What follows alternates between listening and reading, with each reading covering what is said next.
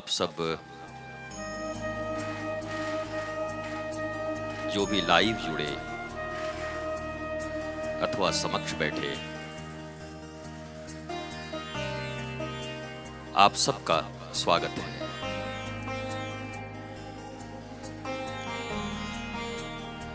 ईश्वरीय करुणा से जीवन में आनंद, आह्लाद और प्रेम की उपस्थिति होती है। भगवान शंकर भगवान श्रीरंग से सदा सत्संग की भावधारा को वरदान के रूप में चाहते हैं और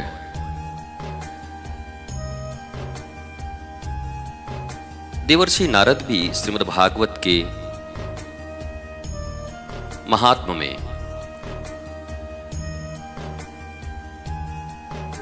जब प्रश्न किया जाता है कि ये सत्संग कब तक करें, कथा कब तक सुने, तो उत्तर होता है सदा सेव्या श्रीमद् भागवती कथा।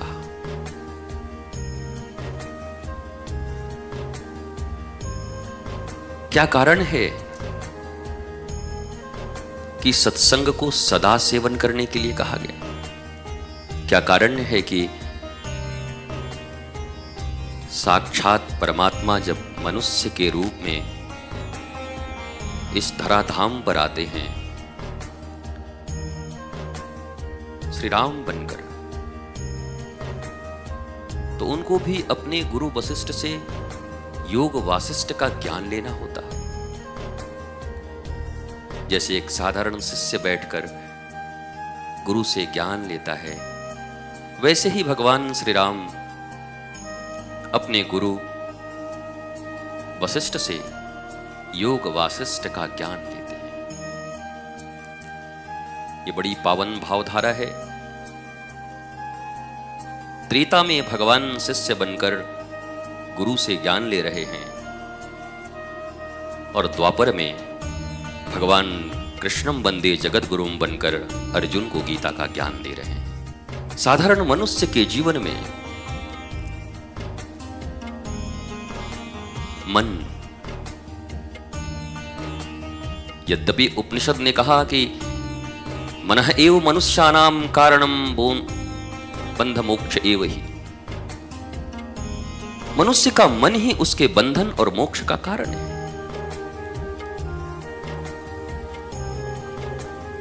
तो मन को दुष्ट भी नहीं कह सकते, क्योंकि यही मुक्ति का कारण भी है। और मन को श्रेष्ठ भी नहीं कह सकते, क्योंकि यही बंधन का कारण भी है। दो धारी तलवार है।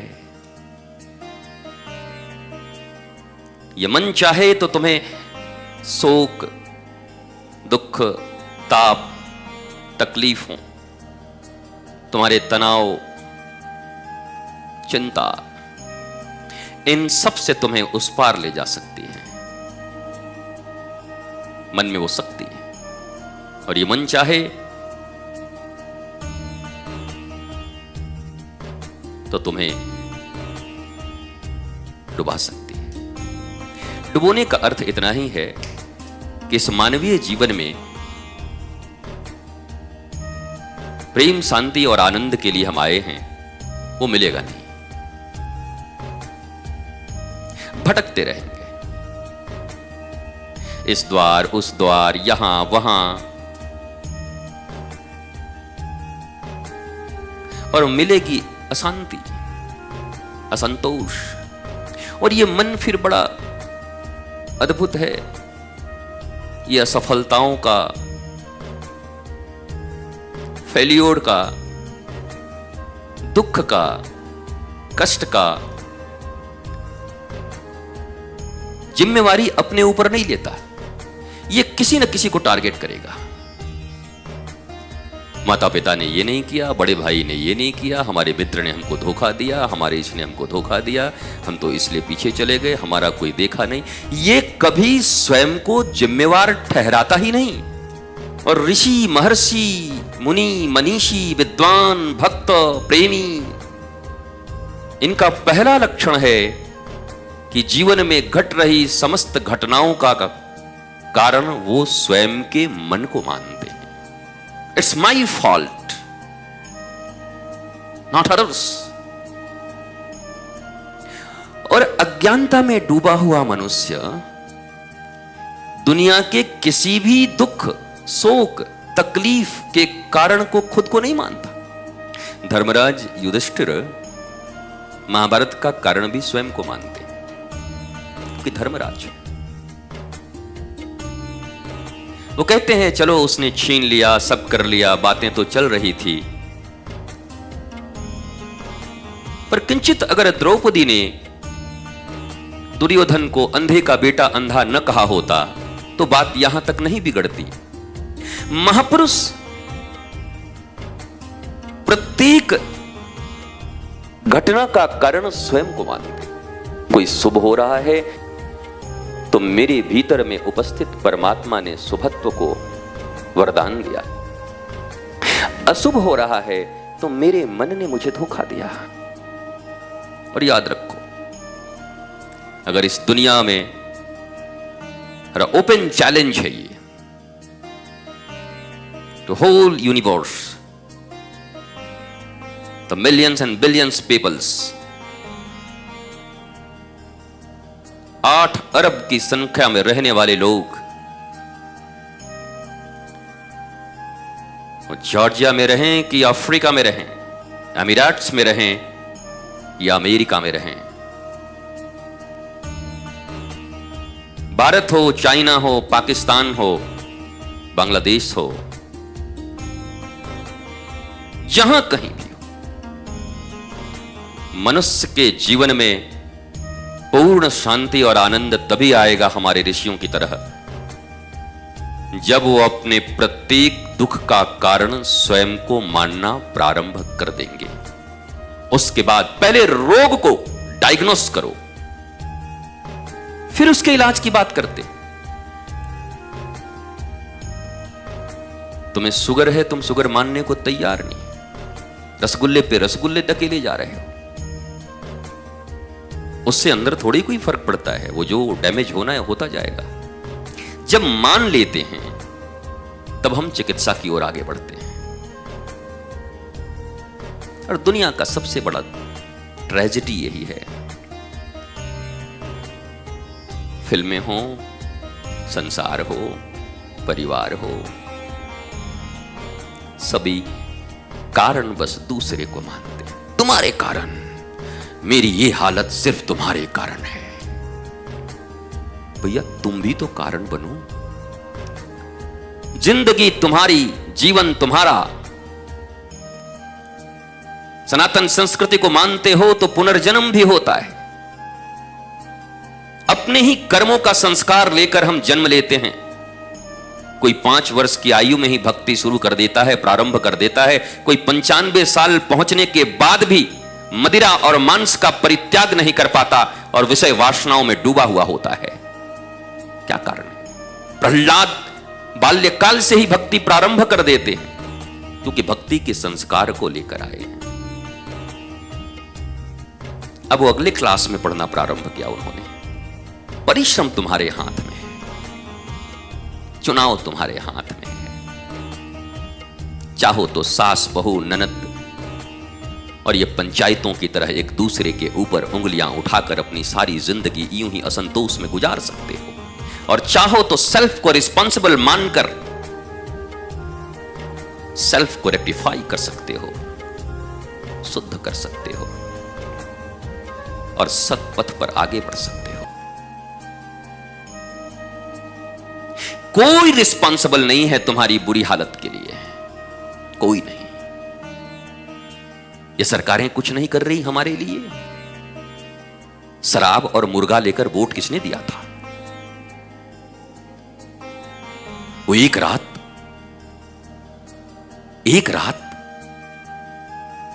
नोट पे वोट किसने बेचा था? जब तक विवेक सम्मत जीवन नहीं जीता मनुष्य, उसके पग पग पर कठिनाइयां होंगी। लव मैरिज कर लिया, अब आत्महत्या करने की सोच रहा है। किसने किया था? चुनाव किसका था? माता अपने पुत्र के लिए एक सुंदर बहू ढूंढ के ले आई, बड़े घर की बेटी, लाल बिहारी, मुंशी प्रेमचंद। और जब आई तो माता की ऐसी तैसी कर दी। और अब माता बंदूक तान के खड़ी है बेटे पे, तू घुस जा, तू वहीं चला जा, तू मर जा, तू उसी के पास रहे, मेरी जिंदगी नरक हुए। तुम ही तो ढोल बजवा के लाई थी, तुम्ही ने चुना था, अब क्यों रोते हो? सन्यासी का जीवन अगर किसी ने चुना है तो खुद चुना है। अब दो टूक हमें मिलता कि नहीं मिलता, लोग हमें गालियां देते हैं, उपेक्षाएं मिलती हैं। तितिक्षु की तरह है, श्रीमद् भागवत में एक तितिक्षु विप्र की कथा है। तितिक्षु होना पड़ता है, कोई गाली दे चाहे ताली दे, हम हो चुके रमण बिहारी के। गुरुपद सेवा धर्म हमारा, अजी काम न दुनियादारी से। इस पूरे ब्रह्मांड में और इस पूरी दुनिया में अगर क्रांति का पहला कोई सूत्र है मनुष्यता के भीतर, तो केवल और केवल सेल्फ को रिस्पॉन्सिबल मानना। ये जो कुछ हो रहा है मेरे कारण हो रहा है, कारण मैं हूं। बस परिवर्तन वहीं से प्रारंभ। अब आपके कोर्ट में बॉल है, चाहो तो पकड़ के घर भागो, चाहो तो उछाल के खेलो, यह आपकी मर्जी है। मैंने अपने जीवन में बहुत से प्राचीन संतों को देखा है, संतों से लगाव रहा, उनके चरणों के रज मिले, मेरे गुरु के चरण का रज मिला, माता पिता का आशीर्वाद मिला। कल एक सज्जन लिखते थे कि बाबा जी माता पिता की सेवा करते इससे अच्छा होता।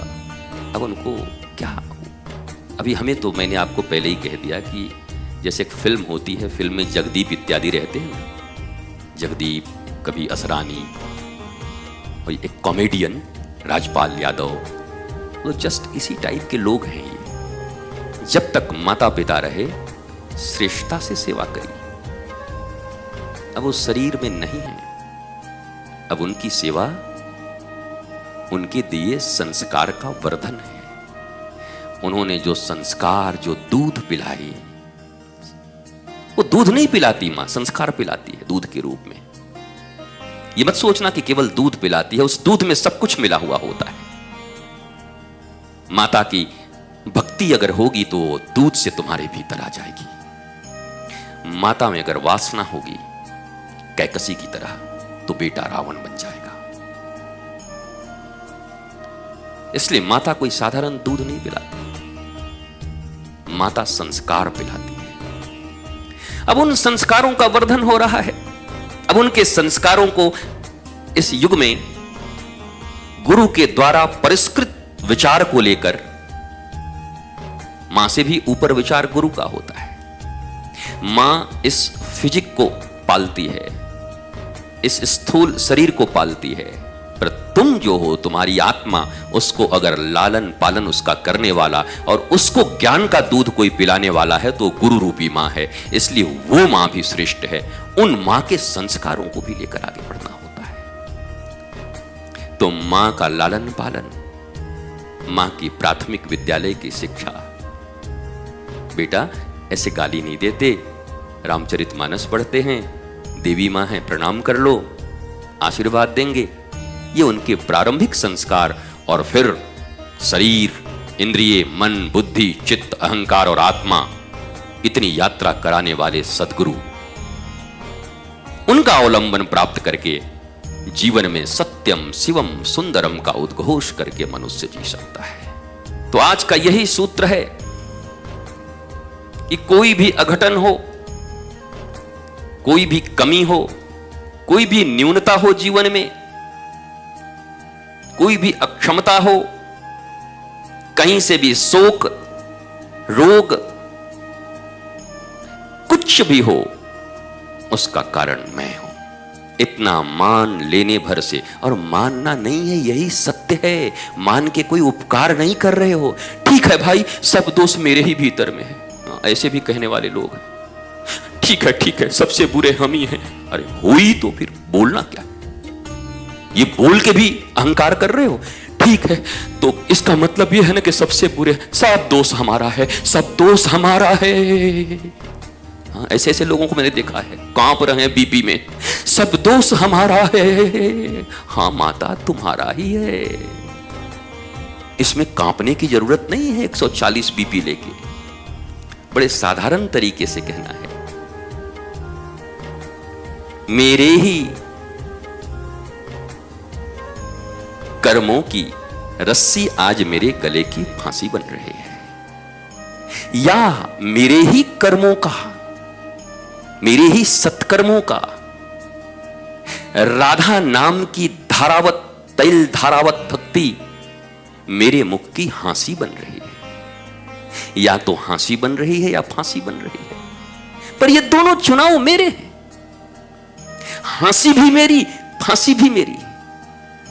हांसी मैंने चुना है, बिट्ठल बिट्ठल बिट्ठल, और फांसी मैंने चुनी है, बाबू सोना बच्चा, वो मैंने चुना है। इसलिए मेरे प्यारे मित्रों, जीवन में अगर श्रेष्ठ जीवन जीने के अधिकारी बनना चाहते हो तो सेल्फ को रिस्पॉन्सिबल मानो, और फिर किसी समर्थ सदगुरु की शरण। अच्छा, जब हम ही कारण हैं तो हम ही खुद को सुधार लेंगे, वो संभव नहीं। फिर अप्पो पप्पो फिर मत करना चाइनीज फोन की तरह कि पप्पो अप्पो। हाँ, अप्पो पप्पो का बड़ा बढ़िया से न बुद्ध जाना, न बुद्धिज्म जाना, न बुद्ध की पूरी कथा जानी, न बुद्ध के पूरे एक भी लाइन अच्छे से जानते, न चरित्र में किया पप्पो पप्पो अप्पो अप्पो, अप्पो दिप्पो बप्पा, पप्पो पप्पो भवा, अप्पो दीपो। ये फांसी भी तुम्हारे कारण है, और ये फांसी तुमने जानबूझ के नहीं लिया था।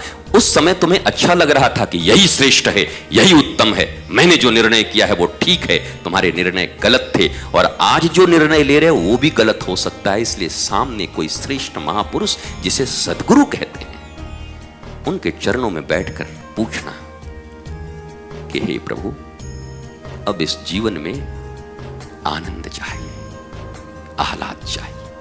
हे नाथ, बस आप बताओ भर, और अपने दास में ऐसी शक्ति दो कि आप बताओ और मैं चलना प्रारंभ कर दूं।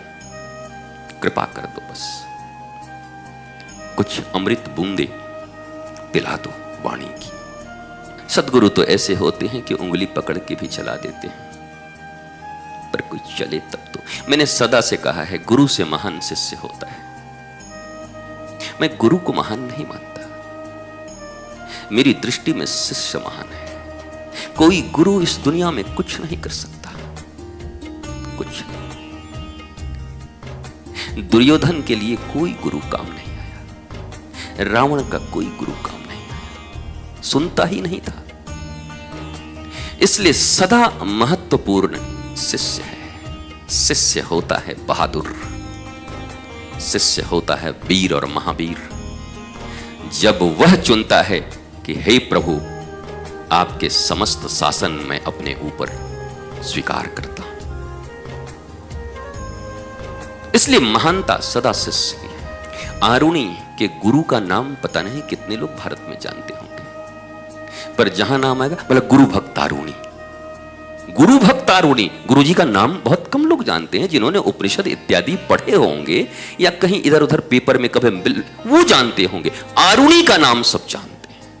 छत्रपति शिवाजी का नाम जितने लोग जानते हैं, उससे कम ही समर्थ श्री रामदास जी का जानते हैं। सहजों का नाम सब जानते हैं, पर गुरु का नाम जब तक बताया न जाए कि सदगुरु चरणदास, तब तक कोई जानता नहीं। सदा प्रकाशित शिष्य रहा है। शिष्यता ही गुरुता की उद्घोषणा है। एक सद शिष्य ही सदगुरु है, यह स्पष्ट घोषणा है, तर्क की कसौटी पे भी कसा जा सकता है। एक सद शिष्य ही सदगुरु है। जिसने शिष्यता स्वीकार कर ली सत के पथ पर चलने के लिए, उसी क्षण उसके भीतर से एक सदगुरु उत्पन्न हो गया। जैसे जिस दिन पहली बार कोई मां बनती है तो उस बच्चे का जन्मदिन भी होता है और उस मैया का भी जन्मदिन होता है। हाँ, मम्मी का जन्मदिन वो नहीं है जिस दिन उनके पिताजी ने जन्म दिया, मां ने जन्म दिया। मां का जन्म उस दिन है जिस दिन उनके गर्भ से पहली संतान इस पृथ्वी पर आई, वो मां बनी, वही उनका जन्म दिवस है, मां का जन्म दिवस है। वो कविता का, सविता का, बबली का, सीता का, उनका जन्मदिन होगा जो उनकी मां ने जन्म दिया था। पर किसी मां का जन्म उस दिन हुआ जिस दिन प्रथम संतान इस पृथ्वी पर आया। वैसे ही जिस दिन शिष्यता घट गई भीतर में, सद शिष्य हुआ, और उसी दिन सदगुरु का भी बर्थडे हो गया। सद शिष्य का जन्म लेना और सदगुरु का जन्म लेना एक ही क्षण, एक ही मुहूर्त, एक पल आगे पीछे नहीं होता। ऐसा नहीं कि ट्विंस की तरह 2 सेकंड के आगे पीछे, कि ये दोनों ट्विंस हैं, बस 2 मिनट पहले ये हुआ था, 2 मिनट, ये दोनों साथ हैं। सद शिष्यता उत्पन्न हुई नहीं कि सदगुरु उत्पन्न हुआ। इसलिए सदगुरु शब्द पे भी बड़ा विवाद होता है। लोग पूछते हैं आप सदगुरु, आपको कौन कहता है? अरे हम क्या कहते हैं, लिख दिया है लोगों ने इस पे, पेज इत्यादि पे, उसको हटा दो। ये नाम भी हटा दो जो है, इस नाम का भी क्या मतलब है? ये सब उपाधियां हैं, आधि व्याधि उपाधि। और महात्मा, साधक, सिद्ध, संत, सुजान, शिष्य कभी इन उपाधियों के चक्कर में नहीं रहता।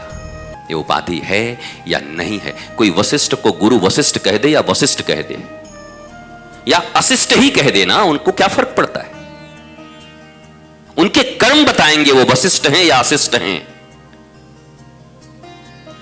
रावण को कोई राम नाम दे देगा तो राम बन जाएंगे, बल्कि रावण का नाम राम होता तो लोग आज राम से नफरत कर रहे होते, क्योंकि कर्म ही महत्वपूर्ण है।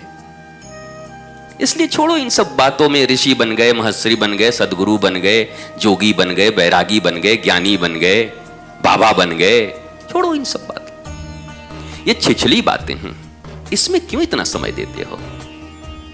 इससे क्या वो अच्छा लगा होगा, लोगों को नाम चुन रहे होंगे, क्या नाम दे, क्या मतलब सदगुरु लगा दे क्या? और लगा दिया होगा लोगों ने। हमारा तो आज भी जो बहुत एक पर्सनल मैंने कभी इस डिजिटल मीडिया पे अपना बनाया था, उसमें भी अभी रितेश्वर दासानुदास, दासों का दास, मेरा आज भी वही है। और मैंने ही कहा है कि प्रत्येक शिष्य का धर्म है कि अपने गुरु को ईश्वर तुल्य समझे, और प्रत्येक गुरु का धर्म है कि वो अपने आप को ईश्वर का दास समझे। वो गुरु का धर्म है। और फिर कबीर ने तो बड़ी प्यारी बात कह दी, गुरु की करनी गुरु भोगेगा, चेला की करनी चेला।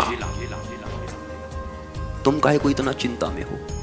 कर्म प्रधान विश्व करी राखा, जो जस करहि सो तस फल चाखा। गोस्वामी जी ने घोषणा कर दिया है। शुक्राचार्य भी तो दैत्यों के गुरु थे।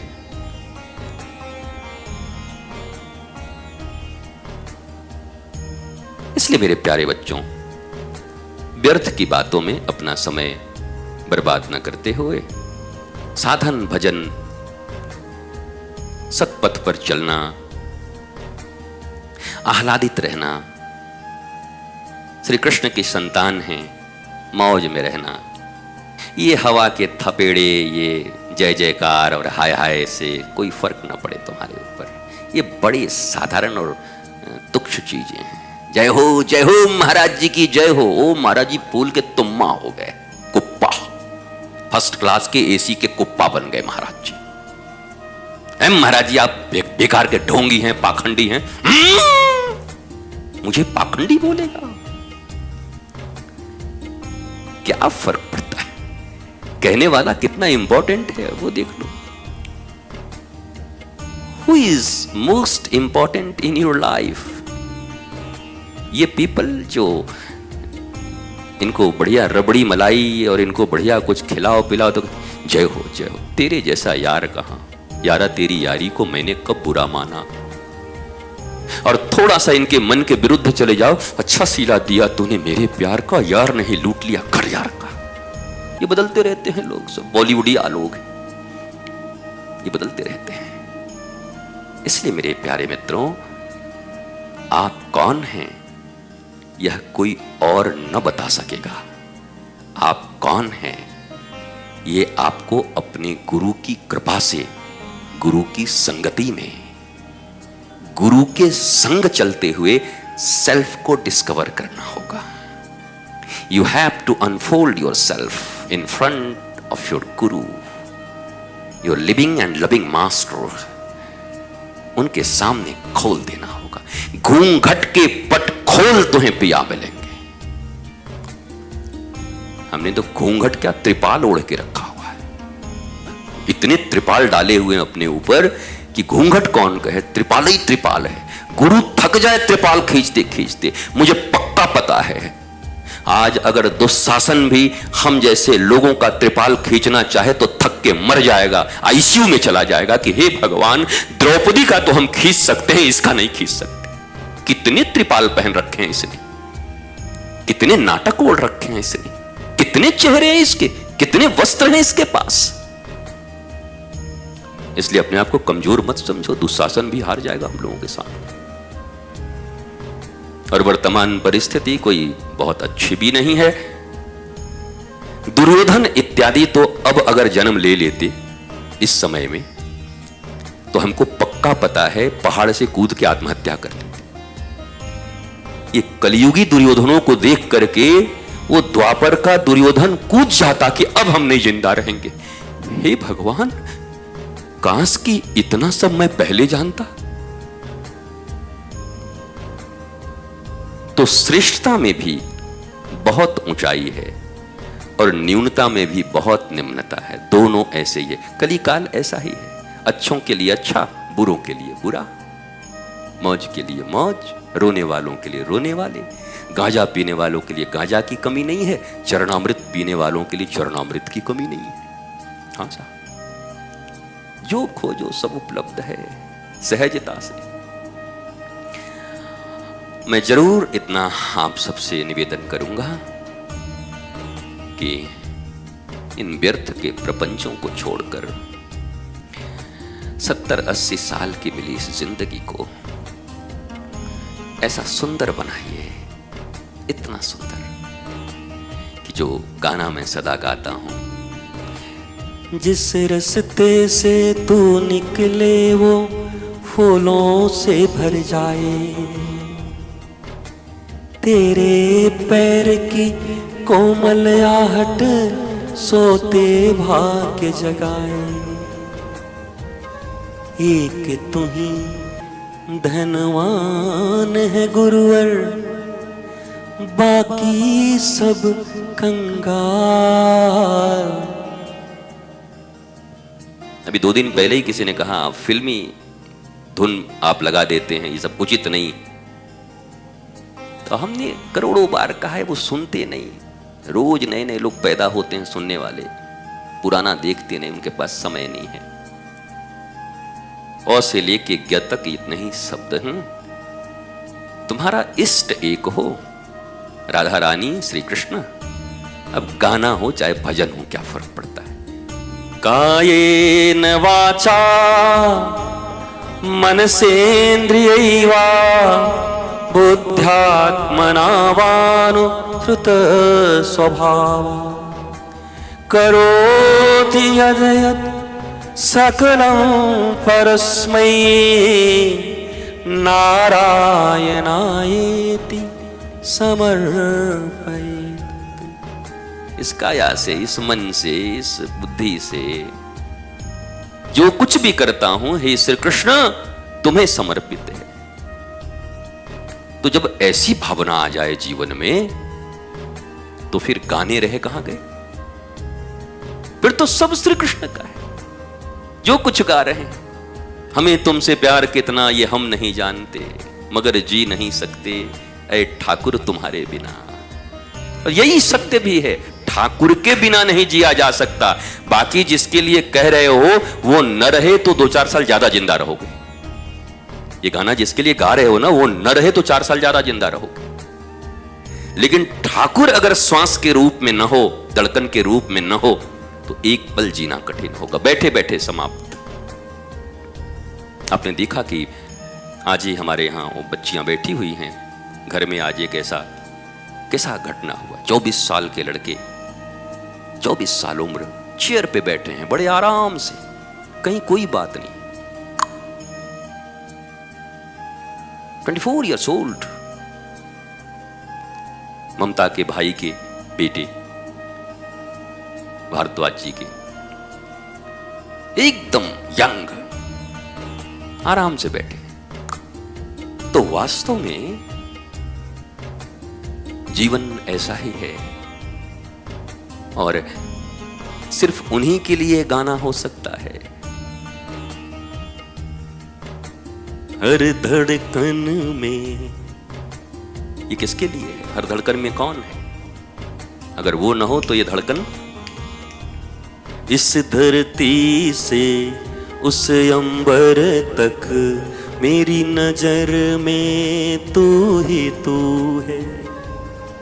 अब बताओ मेरे बच्चों, इस धरती से लेकर इस अंबर तक कौन है? कौन दिखता है तुम्हें? किशोरी को प्रेम करने वाले, राधा रानी को प्रेम करने वाले को चारों तरफ राधा रानी दिखाई पड़ती हैं। गोपियां श्री कृष्ण से प्रेम करती हैं तो चारों तरफ कृष्ण दिखाई पड़ते हैं। बादल में कृष्ण, आंखों की पुतली में कृष्ण, धुआं हो गया तो कृष्ण, काजल में कृष्ण, जीरा में, दाल में जीरा पड़ जाए तो उसमें कृष्ण, जहां देखो वहीं कृष्ण। जित देखूं तित श्याममयी है। अब उसी को किसी ने, लिखने वाले ने लिख दिया, इस धरती से उस अंबर तक मेरी नजर में तू ही तू है।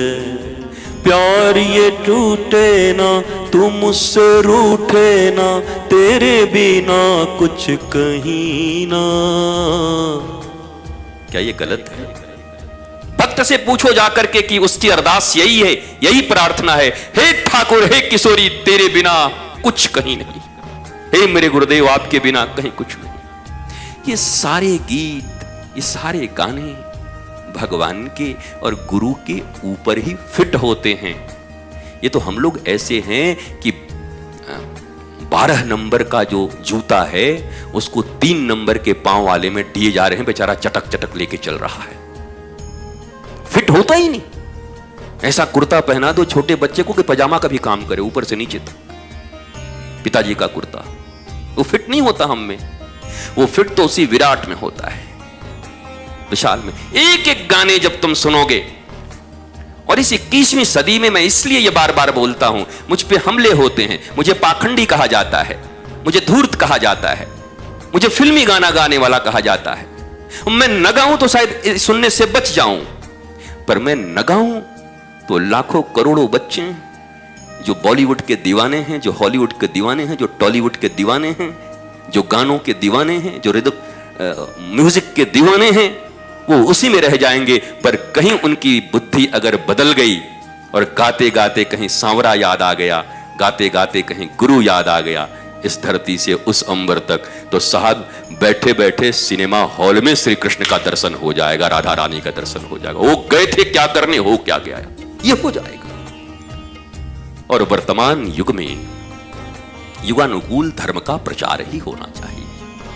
ये गालियां चलती रहती, ऐसा नहीं कि द्वापर में जितने ऋषि थे उनको खूब पांव पूजाई होती थी, द्वापरों में गाली सुनते थे। और हम तो खैर ऋषि भी नहीं, संत भी नहीं, गुरु भी नहीं, महंत भी नहीं, हम तो साधक भी नहीं, सिद्ध भी नहीं, सुजान भी नहीं।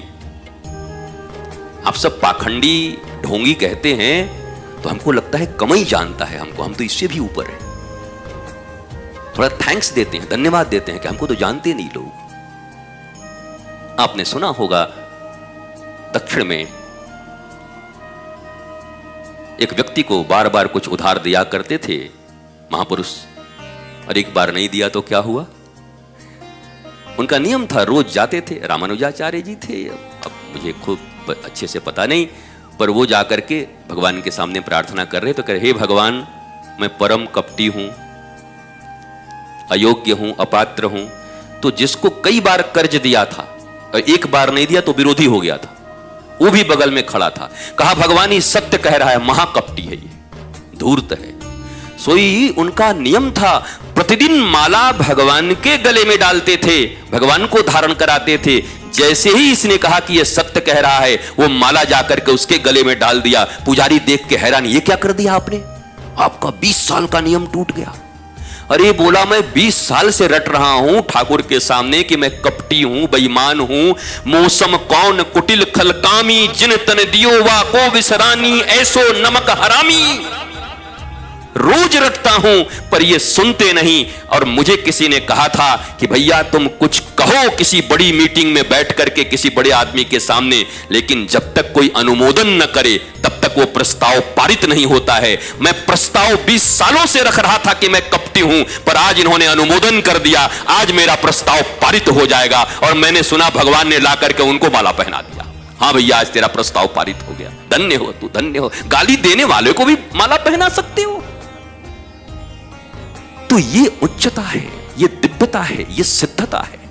हम तो उतने सिद्ध नहीं, हमको तो तुम कुछ बोलोगे तो हम भी बोलेंगे, ढोंगी ढोंगी, पाखंडी तू पाखंडी, ये चलते ही रहता है।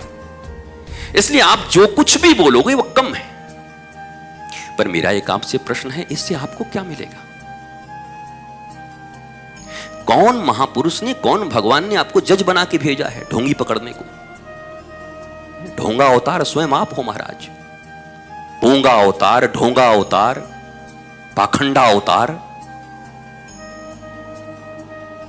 श्रीमन महाप्रभु चैतन्य महाप्रभु कहते हैं कि अगर वास्तव में भक्ति की अवस्था या साधक होने का ABCD भी किसी को शुरू करना है तो उसको 4 चीजों को अपने जीवन में लाना ही होगा। पूर्वाचार्य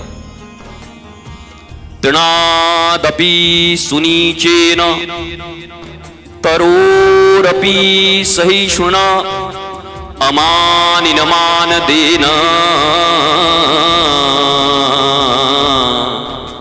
कीर्तनीय सदा हरि।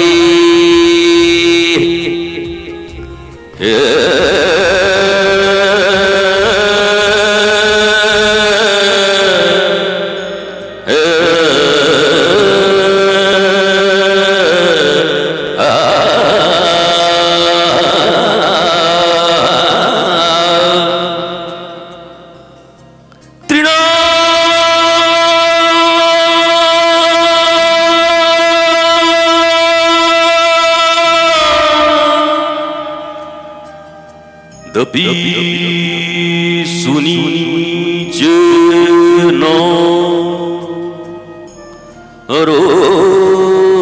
तरोरपि सहिष्णुना अमानिनमानदेन कीर्तनीय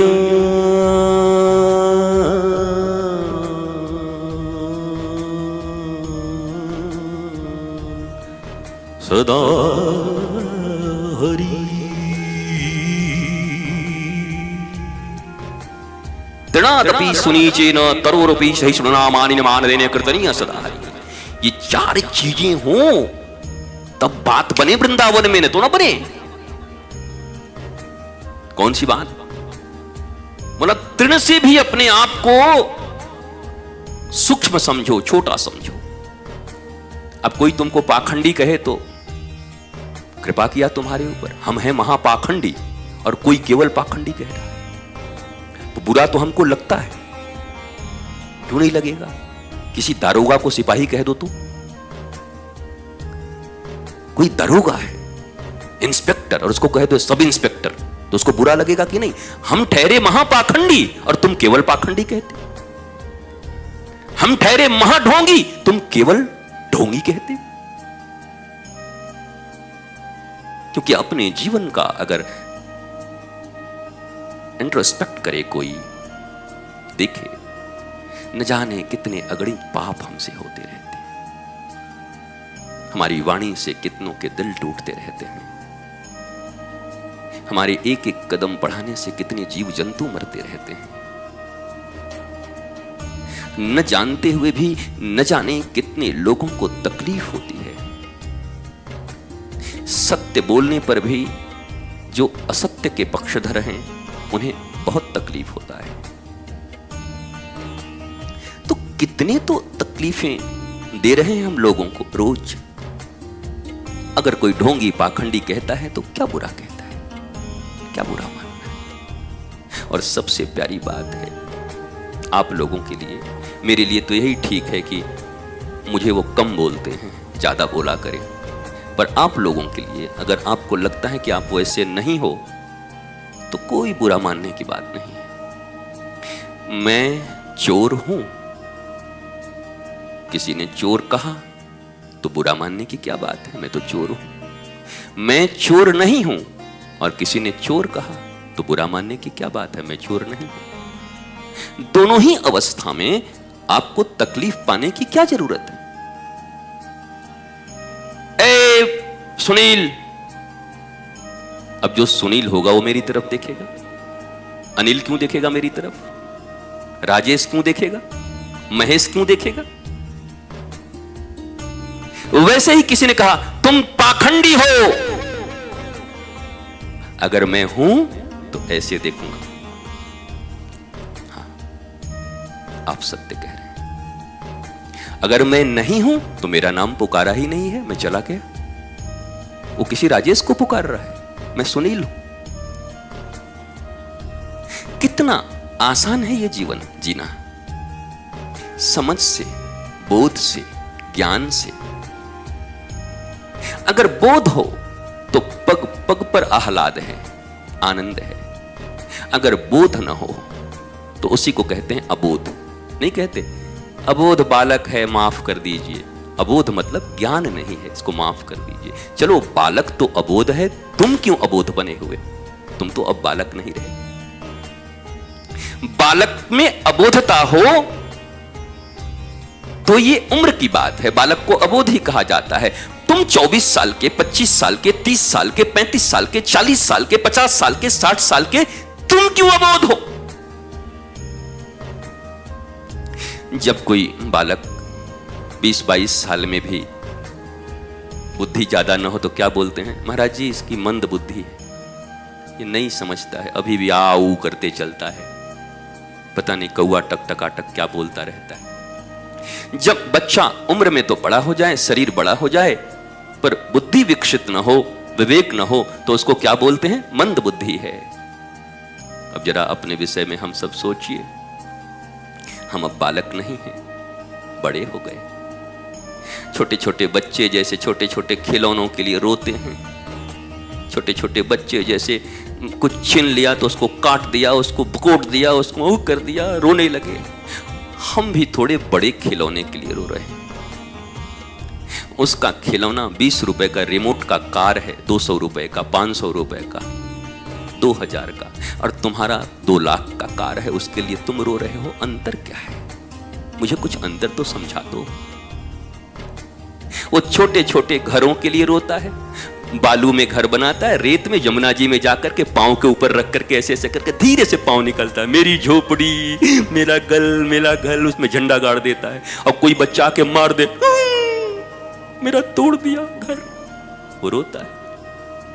और आपके भी घर बनते हैं 2-4-10 लाख के फ्लैट्स, और वो कहीं टूट जाए, कोई कुछ हो जाए तो मैं बर्बाद हो गया, मैं बर्बाद। अंतर क्या है मुझे बताओ, कोई अंतर हो तो बता दो। तो कहने को तो बड़े हो गए, पर बुद्धि रह गई अबोध, मंद बुद्धि। अब तुमको अगर कोई मंद बुद्धि कहे तो तुम लड़ाई करोगे कि नहीं, तुम्हारा बाप मंद बुद्धि, हमको मंद बुद्धि बोलता है। MA BA CA DA लिए सब साफ हो गए हैं, IE BA पास, लिए दिए साफ, सब पास होके हम साफ हो चुके हैं। तुम सुनोगे नहीं। लेकिन विद्या का जो अर्थ है, शास्त्र कहता है सा विद्या या विमुक्तये, विद्या वो है जो तुम्हें मुक्ति प्रदान करती है जीते जी। मरने के बाद मुझे पता नहीं है, मृत्यु के बाद जो मुक्ति मिलती होगी वो मिल जाएगी, लेकिन जीते जी नरक जिसको मिले हैं उसको मरने के बाद मुक्ति कैसे मिलेगी। जीते जी जिसने असंतोष का जीवन जिया है, जीते जी जिसने नर्क का और तर्क का जीवन जिया है, जीते जी जिसने अभाव में अपनी जिंदगी गुजारी हो, वो क्या मरते ही भाव में आ जाएगा? इसलिए जीते जी ही मुक्ति है। मुक्त मनुष्य और भक्त मुक्त होता है। भक्ति आ गई तो मुक्ति उनकी दासी है। याद रखना, श्रीमद् भागवत के अनुसार मुक्ति कौन है? दासी है। मुक्ति के लिए कभी भक्त परेशान नहीं होता। और वृंदावन के एक संत, बड़े प्यारे संत हैं, बड़े अच्छे, हमारे श्री पुंडरिक जी गोस्वामी जी हैं, उनके दादाजी सन्यासी जी कहा करते थे, मुक्ति वो है जिसमें तुम्हें भगवान के पीछे भागना पड़ता है, और भक्ति वो है जब भगवान तुम्हारे पीछे भागने लगता है। भक्त हो गए तो भगवान तुम्हारे पीछे भागेगा। अहम भक्त पराधीनो हिव स्वतंत्र द्विज साधु वीर ग्रस्त्रदेव भक्तर भक्त जनप्रिय। मैं भक्तों के अधीन हूं। तो मुक्ति भक्ति में इतना ही अंतर है। भक्ति आ गई तो मुक्ति रुकेगी कहां? महारानी आ गई तो नौकरानी भी आएगी। वैष्णव सिद्धांत में तो यही है। और सिद्धांत अलग अलग हैं, सबके राह अलग अलग हैं, पर पड़ाव एक ही है। आनंद, प्रेम, शांति, महासुख, महाभाव। इसलिए आज थोड़ा ज्यादा देर मैंने बोला है, इसलिए बोला कि आज थोड़ी थोड़ी मुझे शारीरिक अस्वस्थता लग रही थी, तो मुझे लगा कि आज तो गया, तो मैंने सोचा कि चलो कोई बात नहीं, आज थोड़ी अस्वस्थता लग रही थी, आज गड़बड़ हो जाता है, इसलिए दोगुना बोलूंगा, 2 बार बोलूंगा। कभी कुछ आगे होना हवाना भी हुआ तो एक दिन का पहले ही महाराज कोटा पूरा है, 30 मिनट्स एंड 30 मिनट्स, आधा घंटा और आधा घंटा, 1 घंटे का कोटा पूरा करके बैठे। हम तो भैया तुपताप बोल के एकदम तुपताप हो गए। तो आप सबको प्रणाम है, वंदन है, नमन है। ब्रज के समस्त रसिकों, साधकों को इस वृंदावन की भूमि पर रहना, आना, निवास करना एक महान अवसर है। और इस महान अवसर को इत उत देखे बिना निज को झांकते हुए निज की साधना को बढ़ाने का अवसर मिला है। इत उत नहीं देखना, अच्छा ये महाराज तो एसी में बैठते हैं, अब ये देख के आपका मन खराब होगा, वो क्या फायदा आपको इससे?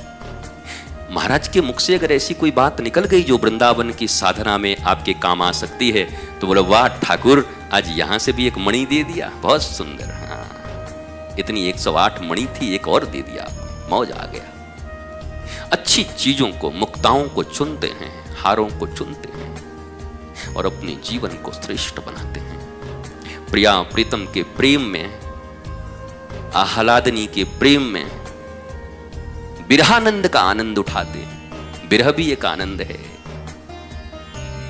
आदि गुरु शंकराचार्य के दादा गुरु गौड़पादाचार्य, हा कृष्ण हा राधा हा राधा हा राधा। तो कभी इस विरह का भी आनंद लीजिए, कभी मिलन का आनंद लीजिए, कभी रज का आनंद लीजिए, यमुना जी का आनंद लीजिए, गिरिराज भगवान का आनंद लीजिए। संत वैष्णव वृंद, त्यागी विरागी जो भी मिलते हैं, सब में श्री कृष्ण का वास है। कितनी प्यारी बात एक संत कहा करते कि वृंदावन में कोई छेड़ दे तो लड़ाई झगड़ा मत करना। बोला क्यों? बोला यहाँ कन्हैया के सिवा कोई है ही नहीं, वही छेड़ा होगा, उसका छोड़ो, उसका काम छेड़छाड़ करता है, तुम अपनी साधना में लगे रहो। कितने से लड़ोगे बताओ, कितना से बकबक करोगे? बोला अपनी साधना में लगे रहो। और यही श्रेष्ठ पथ है। मत विचलित होइए लोगों के व्यंगवाणों से। सीता तक को कटघरे में खड़े कर देने वाले अयोध्यावासी आपको कहां छोड़ेंगे, कैसे छोड़ेंगे? इनकी चिंता मत करो, निरंतर आगे बढ़ते रहिए। ज्यादा लोग ढोंगी पाखंडी कहने लगे तो समझो साधना कुछ बढ़ रही है, अब मामला बढ़ रहा है। क्योंकि लोग टारगेट ही तब करते हैं जब आप इधर चलते हैं, तो बड़े हमले होंगे। और आप अपने पथ पर जागृत रहें, चलते रहें, आनंदित रहें। माया भी उतनी ही आएगी, प्रबल माया आएगी जब जब श्री कृष्ण की ओर बढ़ोगे, क्योंकि वो मायापति हैं, माया के स्वामी हैं, और जो उनकी दासी है वो छोड़ देगी, नए की एंट्री इतनी जल्दी दे देगी अपने पास में। हाँ? गुरुजी का मेन कोई है गद्दी का हकदार, और नया कोई आवे तो इतना सहज से आने देगा? अंदर अंदर सफाया कर देगा, करी तो गद्दी अपनी आने आके ले जाएगा ये गद्दी। तो वो भी माया है, वो श्री कृष्ण के पास सबको नहीं आने देती, पर महामाया से जब आपका संबंध हो जाएगा, भगवान अपिता रात्रि शरदोत्फुल्ल मल्लिका विक्षरन्तुम मनश्चक्रे योग माया मुपाश्रिता, तब बात बन जाएगी। अब उनकी शरण में आ गए तो फिर वो तो माता पार लगा देंगी। इसी दृष्टि से वृंदावन का सेवन करें। आप सब जो भी आते हैं सबको प्रणाम। आपके आने से आपका आशीर्वाद भी मुझे मिलता है। आपके चरण रज यहाँ पढ़ते हैं। स्थान पवित्र हो, तीर्थी कुर्वन्ति तीर्थानि, तीर्थ को तीर्थ बनाने वाले महात्मा ही हैं, साधक सज्जन पुरुष ही हैं, उनके चरण रज से ये तीर्थ बनता है। आप सब जब सत्संग इत्यादि से यहाँ से जब जाते हैं तो फिर मैं रात्रि में निकल के आपके चरण रज को अपने मस्तक पे लेता। पता नहीं कौन कौन आए हैं, ये आंखें तो धोखा खा जाती स्वरूप देख के, पता नहीं किसको भिखारी समझ लें, किसको क्या समझ। यद्यपि वैष्णव कभी ऐसा नहीं समझते, खरवक्ष चांडाल सबको दंडवत होकर प्रणाम करते हैं। तो उस भावना से आप समस्त आगंतुक वैष्णव वृंद, राधा रानी के प्रेमी जन को प्रणाम करता हूं हृदय से। आपका आशीर्वाद, आपका आशीष दास पर बना रहे, अपनी साधना निरंतर आपकी चलती रहे। मेरे पास भी शुभकामनाएं हैं, आपकी साधना निर्बाध हो, किशोरी जी आपके साथ हों, इसके लिए मैं भी आपको शुभकामना देता हूं। जितने भी गृहस्थ वृंद इत्यादि हैं, अपने घरों में गृहस्थ संतों की भांति जीवन जिए। पति पत्नी हैं तो खूब मिल करके आह्लाद से हरिनाम करें। बच्चे हैं संस्कार दें। हमारा लक्ष्य ही श्री कृष्ण है, लक्ष्य ही आनंद है, लक्ष्य ही परमात्मा है। आत्मज्ञान कह दो, भक्ति कह दो, ये सब चीजें एक ही हैं, बस मामला अलग अलग है। नमन, वंदन, प्रणाम। विठ्ठल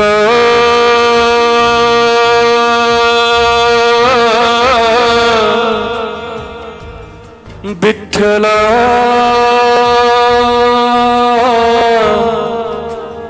विठ्ठल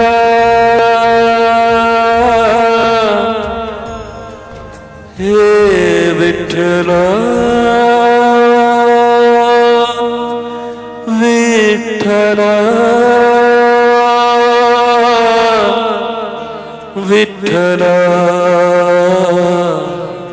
विठ्ठल विठ्ठल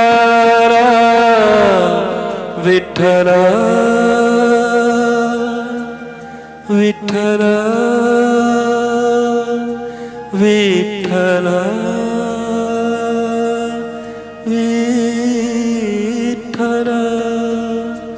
विठ्ठल विठ्ठल विठ्ठल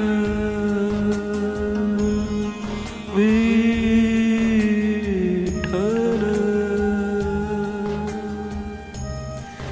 टूक मिले ब्रज रसिकों की सदा, और पीवन को यमुना जल पानी। हमें औरन की परवाह नहीं है, अपनी ठकुरानी श्री राधिका रानी। जय जय श्री राधे, जय जय श्री राधे, जय जय श्री राधे। नमः पार्वती पतये हर